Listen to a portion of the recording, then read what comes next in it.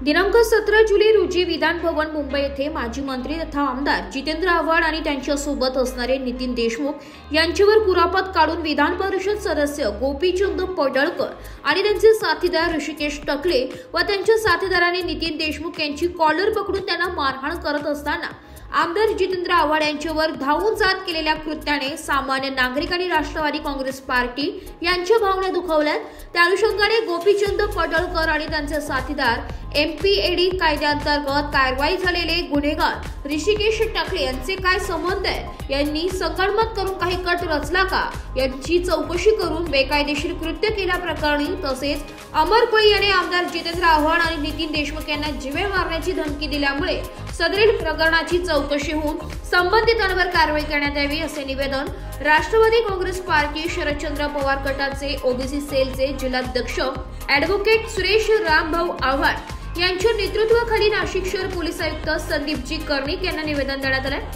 या प्रसंगी advocate GP Vanjari, advocate Shyam Taware, Sandeep Dandgavhan, Rajendra Shelke, Devidas Mandlik, Ramdas Phad, Ganesh Kadam, Avinash Gaikwad यांच्यासह राष्ट्रवादी शरदचंद्र पवार गटाचे महिला पदाधिकारी कार्यकर्ते उपस्थित होते।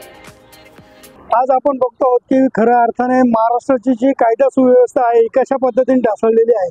आजपर्यंत असं वाटायचं की केवळ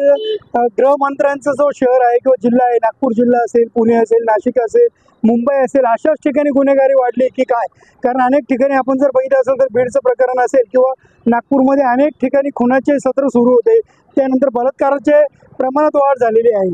परंतु आज जर आपण खऱ्या अर्थाने जर बघितलं तर जिथे कायदा बनवला जातो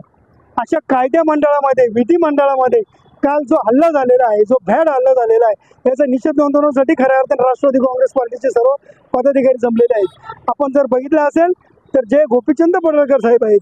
ज्यांनी आज काल 17 तारखेला खऱ्या अर्थाने काल जागतिक न्याय दिवस होता। जागतिक न्याय दिवस असताना देखील ती कालच्या याच्यावर त्यांनी जे MPAD मध्ये जे काही गुन्हेगार असतील, ज्यांचं नाव एक ऋषिकेश टकले किंवा त्यांचे जे समर्थक अमर कोळे आहेत, अशा काही लोकांना पुढे करून त्यांनी जे राष्ट्रवादी काँग्रेस पार्टीचे माजी मंत्री तथा आमदार जितेंद्र आव्हाड साहेब आहेत किंवा त्यांचे जे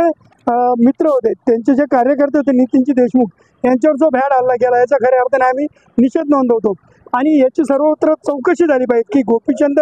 पडळकर असतील किंवा MPAD मधले जे गुन्हेगार असतील यांचा त्यांचा काय संबंध आहे, याची खऱ्या अर्थाने चौकशी झाली पाहिजे की MPAD मधले जे गुन्हेगार आहेत ते विधिमंडळात कसे जाऊ शकतात आणि या विधिमंडळामध्ये सर्वसामान्य नागरिकांना खऱ्या अर्थाने जाण्यास देखील बंदी आहे। तिथं कोणाला लवकर पास मिळत नाही। असे लोक जर तिथे जाऊन जर गुन्हेगारी करत असतील तर हे खरंच खेदजनक गोष्ट आहे आणि या गोष्टीचा सर्व अर्थाने निषेध नोंदवण्यासाठी आम्ही इथं पोहोचलो होतो। कमिशनर साहेबांना आम्ही या माध्यमातून निवेदन दिलेलं आहे की सदरील प्रकरणाची चौकशी होऊन संबंधितांवर गुन्हे दाखल झाले पाहिजे, ही आमची मागणी या